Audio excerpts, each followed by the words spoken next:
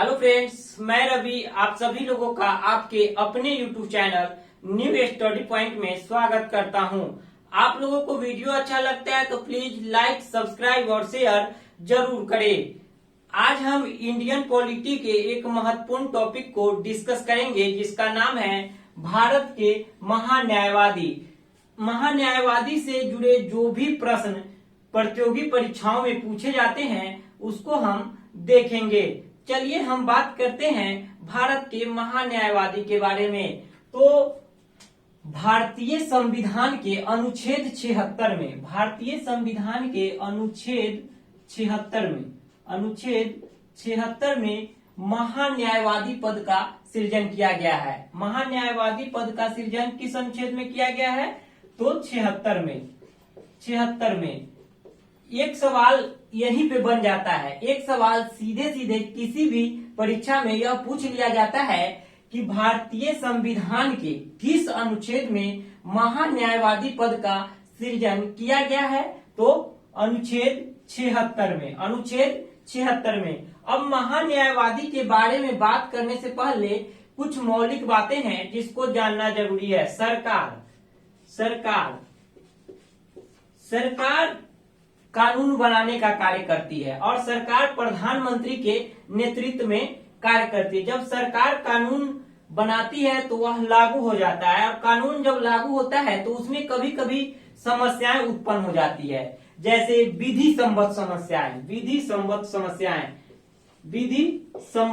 समस्याएं। जब कानून बनता है तो विधि संबद्ध समस्याएं लागू हो जाती है कि क्या यह लोगों के हित में है, अहित में है।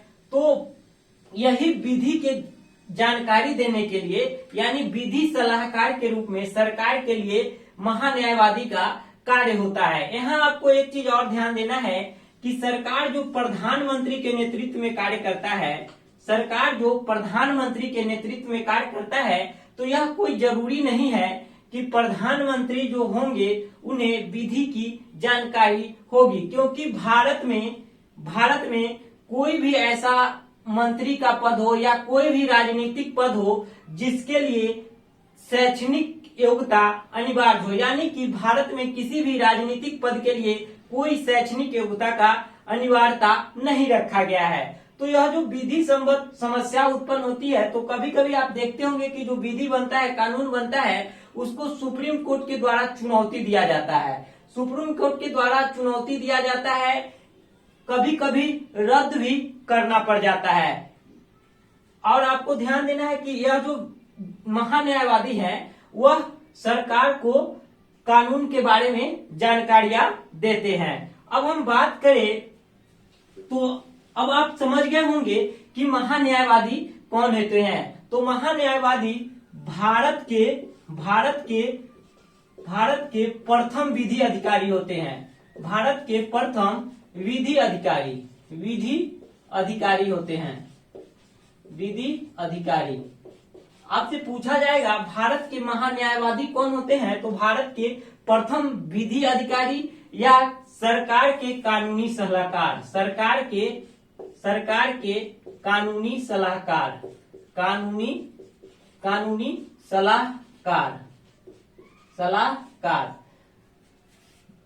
विधि अधिकारी कौन होंगे?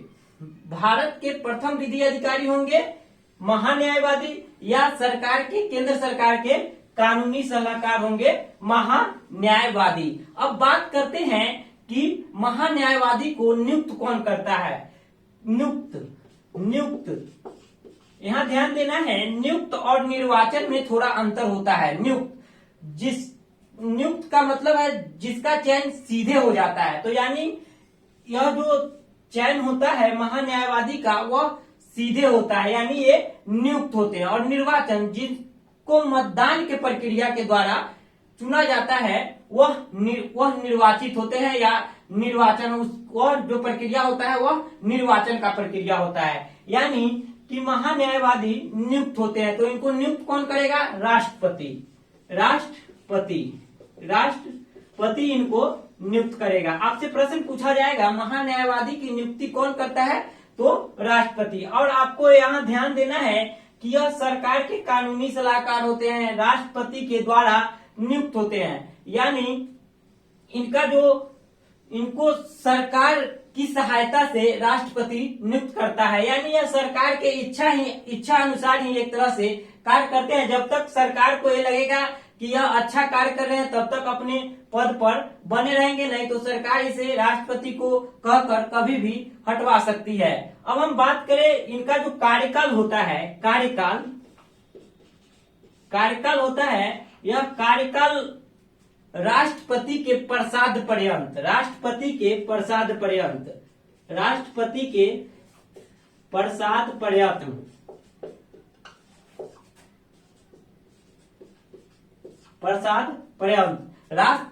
के इच्छा अनुसार इनका कार्यकाल होता है। भारतीय संविधान में महान्यायवादी का एक ऐसा पद है जिसका कार्यकाल निश्चित नहीं है। तो यहाँ से एक प्रश्न आपसे पूछा जा सकता है ऐसे कि बताइए राष्ट्रपति महान्यायवादी का पूछा जाएगा कि महान्यायवादी का कार्यकाल कितना होता है। ऑप्शन दे देगा 5 वर्ष, 6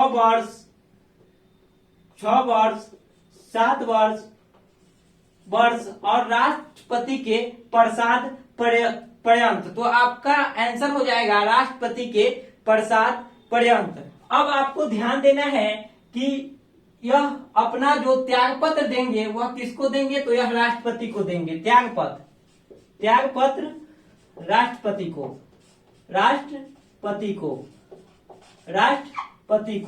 त्याग पत्र किसको देंगे, तो राष्ट्रपति को। क्या क्या ध्यान रखना है, भारत के महान्यायवादी का जो नियुक्ति होता है वह किस आर्टिकल से, 76 से। महान्यायवादी कौन होते हैं, तो भारत के प्रथम विधि अधिकारी, सरकार के कानूनी सलाहकार। नियुक्त कौन करता है, तो राष्ट्रपति। कार्यकाल कितना होता है, तो राष्ट्रपति के प्रसाद पर्यंत। यानी इसका जो राष्ट्रपति के इच्छा अनुसार ही अपने पद पर यह बने रह सकते हैं। कोई भी कार्यकाल निश्चित इनका नहीं किया गया है भारतीय संविधान में। अब हम बात करें आगे कि इनका योग्यता क्या होगा। तो योग्यता आप देखेंगे, तो इनका जो योग्यता होगा आप यही देंगे कि क्योंकि यह विधि अधिकारी होते हैं तो इनको विधि से संबद्ध जानकारी होना चाहिए। विधि से संबद्ध विशेषज्ञ होंगे, यह विधि संबद्ध विशेषज्ञ होंगे, यानी विधि का इनको जानकारी होना जरूरी है। तो इनका जो योग्यता होगा यह सुप्रीम कोर्ट के न्यायाधीश के समान, सुप्रीम कोर्ट के यानी एससी के न्यायाधीश के समान, एससी के न्यायाधीश के समान होगा। क्या होगा, योग्यता एससी के, सुप्रीम कोर्ट के न्यायाधीश के समान। अब आपको यहाँ ध्यान देना है कि सुप्रीम कोर्ट का जो न्यायाधीश का योग्यता होता है वही भारत के महान्यायवादी का योग्यता होता है। तो सुप्रीम कोर्ट के न्यायाधीश का क्या योग्यता होता है, यानी 5 वर्ष तक एचसी यानी हाई कोर्ट में जज, यानी 5 वर्ष तक किसी भी हाई कोर्ट में, किसी भी एक हाई कोर्ट या एक से अधिक हाई कोर्ट में 5 वर्ष तक जज की भूमिका हो। कौन व्यक्ति भारत का महान्यायवादी बन सकता है, जो 5 वर्ष तक हाई कोर्ट की जज की भूमिका में रहा हो, या फिर 10 वर्ष तक हाई कोर्ट में वकील रहा हो, हाई कोर्ट में वकील रहा हो। कितने वर्ष तक, 10 वर्ष तक किसी हाई कोर्ट में, एक या एक से अधिक हाई कोर्ट में वकील रहा हो, वह व्यक्ति भारत का महान्यायवादी हो सकता है। योग्यता क्या क्या है आपको ध्यान देना है, 5 वर्ष तक हाई कोर्ट की जज की भूमिका में रहा हो, एक या एक से अधिक हाई कोर्ट में, 10 वर्ष तक हाई कोर्ट की वकील की भूमिका में रहा हो, एक या एक से अधिक हाई कोर्ट में। अब हम बात करते हैं आगे शक्तियों के बारे में कि महान्यायवादी की क्या शक्तियां होती है। बात करेंगे महान्यायवादी की शक्तियों के बारे में। शक्ति के बारे में बात करने से पहले एक पॉइंट है जिसको जानना जरूरी है। महान्यायवादी संसद का सदस्य नहीं होता है, संसद का सदस्य नहीं होता है, संसद का सदस्य नहीं होता है, नहीं होता है, होता है, होता है। संसद का सदस्य नहीं होता है महान्यायवादी, फिर भी कुछ शक्तियां प्राप्त है जिसको देखना है। शक्तियां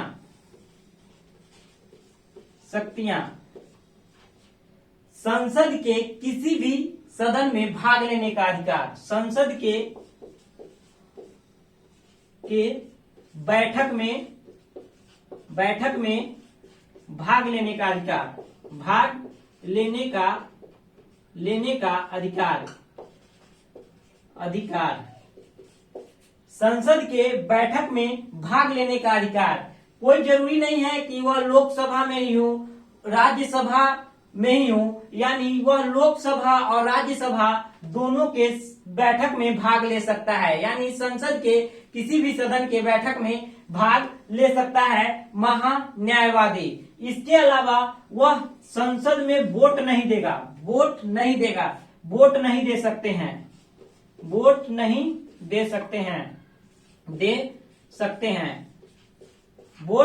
सकते हैं, संसद में वोट नहीं दे सकते हैं, क्योंकि संसद के सदस्य नहीं होते हैं। महान्यायवादी संसद के सदस्य नहीं होते हैं, इसीलिए वह संसद में क्या करे, वोट नहीं दे सकते हैं। वोट क्यों नहीं दे सकते हैं? क्योंकि वह संसद के सदस्य नहीं होते हैं। आगे बात करें तो संसद में यह वोट क्या कर सकते हैं, नहीं दे सकते हैं, क्योंकि यह संसद के सदस्य नहीं होते हैं। अब अगला जो हमारा बिंदु है वह है कि यह संसद में जब कोई भी समिति बनेगा, संसद में जब कोई भी समिति बनेगा तो उसके यह सदस्य बन सकते हैं, उसमें बोल भी सकते हैं। अगला पॉइंट है कि यह सरकार के तरफ से किसी भी न्यायालय में भाग ले सकते हैं, किसी भी न्यायालय में भाग ले सकते हैं, भाग ले सकते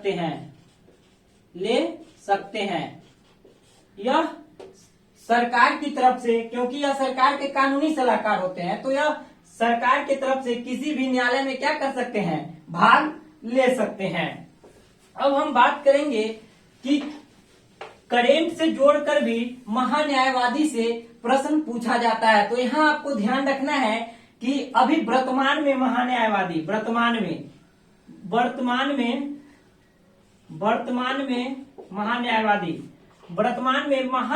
कौन है? तो के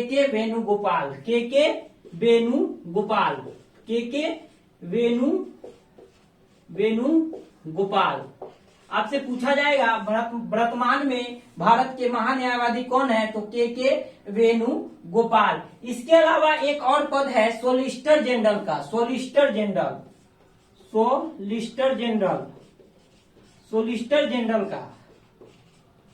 का। यह भी विधि से संबद्ध पद है, और यह जो महान्यायवादी होते हैं उनको सहयोग करता है। यह पद भी महान्यायवादी जो होते हैं उनको सहयोग करता है। धन्यवाद।